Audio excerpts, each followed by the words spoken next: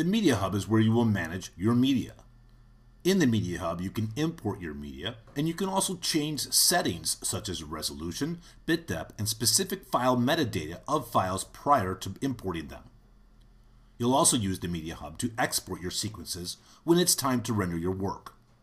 You can access the MediaHub in several different ways.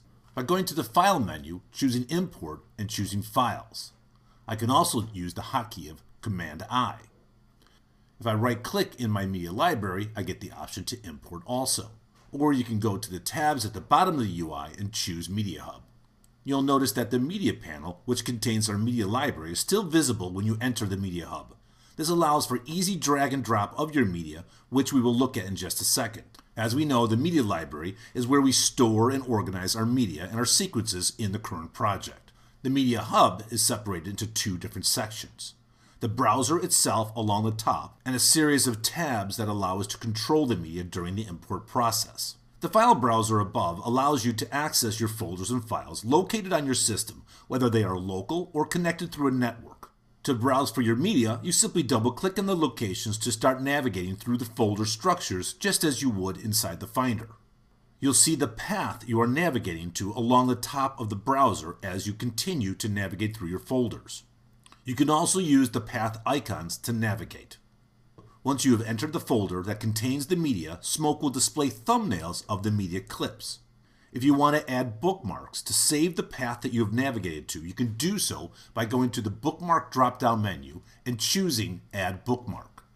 Now if I expand this again, you'll see that this path has been saved for easy navigation later. For example, if I hit the Home button, we return back to the MediaHub's default location. Now if I expand my bookmarks once again, I can choose that bookmark and we navigate back to this folder.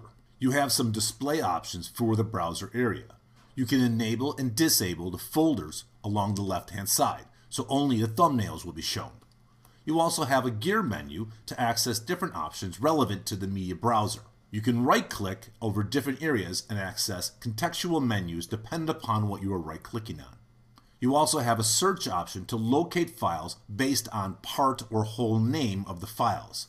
For example, if I navigate back up to my footage folder, I come down into the search window, and I enter a name of a file, and I hit the search button, at first you'll notice that it's highlighted in red and it's telling me it could not find that file. If I enable the Scan Subdirectory option, Smoke will now scan through the subfolders and directories and locate the file.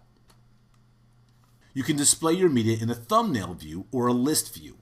Over on the right-hand side, you have a flyout with the different options, viewing just thumbnails, thumbnails with previews, list view, or list with previews. I'll choose list for right now, and now we have several different columns giving me more information about the files in this folder.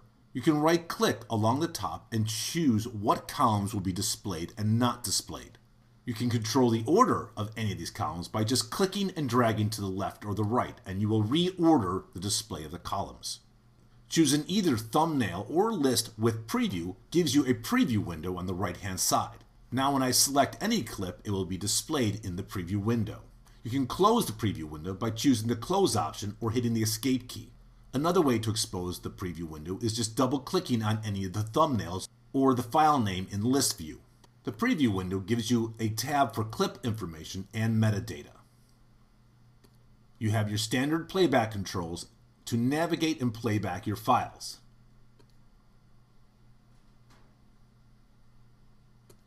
You can scrub the clip by clicking and dragging along the bottom of the preview window. You also have the ability to set in and out marks for the file prior to being imported. You can bring the preview window to full screen mode by clicking this button named the full screen button. Now you can preview your clip in the full screen mode. The hotkeys of JKL will play your media forward and backwards and stop. To return back to the standard size preview window, you can click down in the little arrow in the right corner or hit the escape key. Once you are ready to import your file or files, highlight and select the folder in the media library where you want the file to be imported into and choose the import button. The file is then imported into that selected folder. You can also drag and drop your file or files and drop them into a folder in the media library. If you drag and drop a file or files to the word media library, a new library will be created for you waiting for you to name it. That file has now been imported into the new library that you created.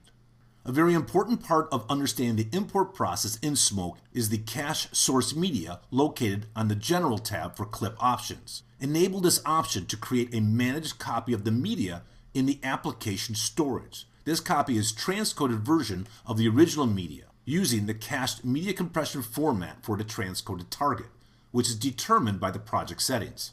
Disable this option, and you will link to the media of the imported clip without transcoding or copying the media. Enabling the cache source media ensures that the application is the sole owner of the media, preventing the media from being modified by an external source. With cache source media disabled, the application decodes the clip on the fly where there is no transcoding. You can always change your mind after importing the clip. You can right-click on any clip in your media library. In the media file, you'll see several different options as to how you want to handle your media, including flush source media cached and cache source media.